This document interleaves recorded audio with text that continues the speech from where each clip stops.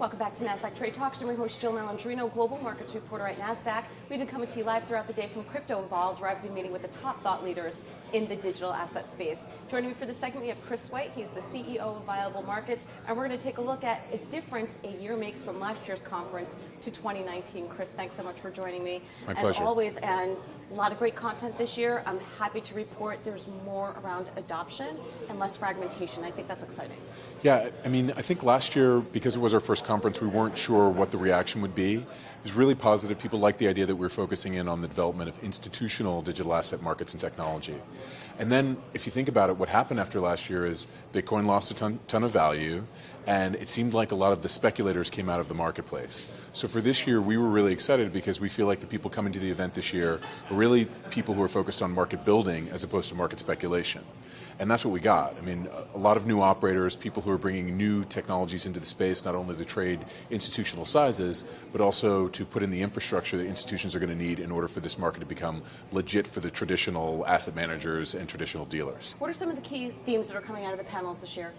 Custody is just a huge theme. It continues to be. I mean, when you get these stories about positions in cryptocurrencies or digital assets disappearing or having an issue, or how should we store them or how should we hold them, that has to be worked out before you can see a traditional asset manager step into this market with any real conviction.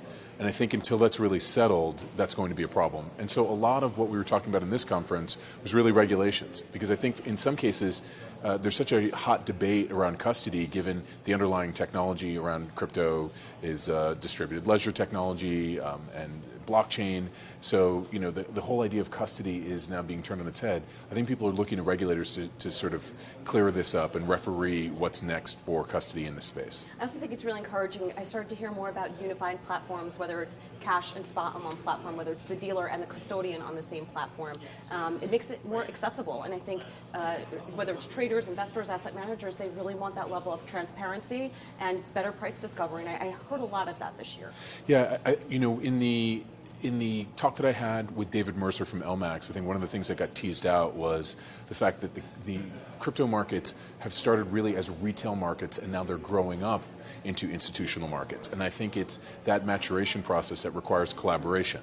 Because in order for us to create facilities that will encourage large institutional order flow and encourage like active participation from dealers, there has to be a more robust infrastructure than what I think has been put in place for just retail. And that's really what we're talking about today is what is that infrastructure, who's providing it, and I'm glad to hear that people are starting to work together on it because I don't think that there's a single solution here. All right, Chris, thanks so much for having us at Crypto Evolved, and thanks for spending the day with me, Jill Malandrino, Global Markets Reporter at Nasdaq.